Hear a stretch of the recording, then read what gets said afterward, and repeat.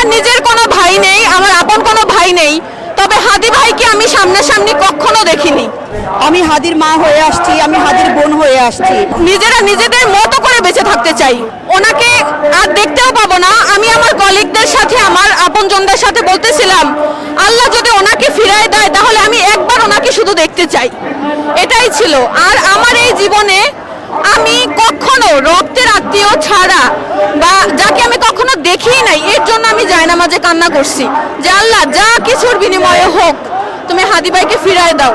কিন্তু আসলে আল্লাহর ফয়সালাই উত্তম ফয়সালা, এখানে আমাদের কিছু করার নাই, আমরা দোয়া ছাড়া কিছুই করতে পারবো না। তবে আমরা আজকে এখানে দাঁড়িয়ে, বাংলার মাটিতে দাঁড়িয়ে আমরা চাই আমাদের এই হাদি ভাইয়ের মতো আমরা আর কোনো হাদি ভাইকে হারাতে চাই না। আমাদের মায়ের বুকে যেই সন্তান আছে, আমরা সবাই বাংলাদেশে বেঁচে থাকতে চাই এবং সার্বভৌমত্বে নিজেদের অধিকার। আমি হাদির মা হয়ে আসছি, আমি হাদির বোন হয়ে আসছি। আমরা আমাদের আপামর জনতা যারা সবাই আছি, সবাই একসাথে আছি। আমরা আমাদের বিচারটা আমাদের নিজের হাতে আসলে করতে চাচ্ছি। আমাদের বিচারটা আমরা আমাদের নিজের হাতে করতে চাচ্ছি, আমার সন্তানের বিচারটা আমরা করতে চাচ্ছি। আসলে এত ভারাক্রান্ত হৃদয় নিয়ে এখন বলতে হচ্ছে যে মানে আমরা আসলে কোনো পোস্ট করতে আসি নাই, কোনো মিডিয়ার সামনে কথা বলতে আসি নাই।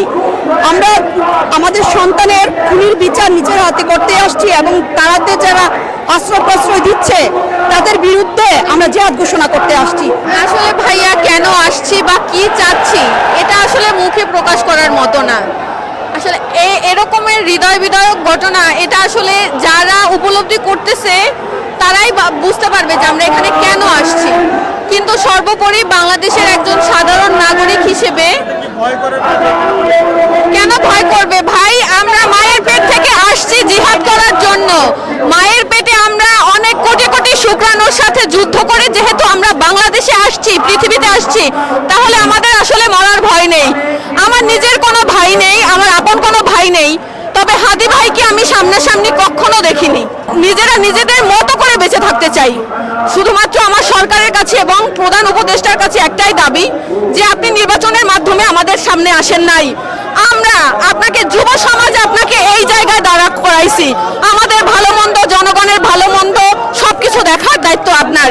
আপনি আমাদের দিকে খেয়াল রাখবেন, বাংলাদেশের দিকে খেয়াল রাখবেন, এতটুকুই।